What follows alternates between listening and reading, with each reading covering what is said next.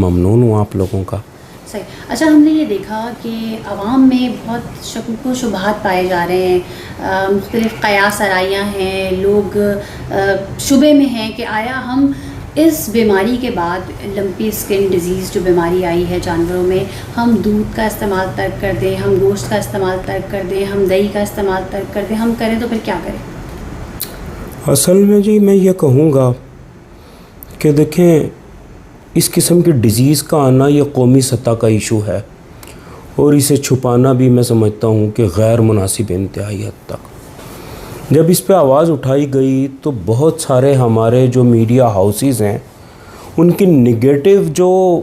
Reporting تھی اس نے چیزوں کو خراب کیا. اس کے بعد وہ جو رپورٹنگ تھی وہ سوشل میڈیا پہ آپ کو پتہ جو اس کا امپیکٹ آیا،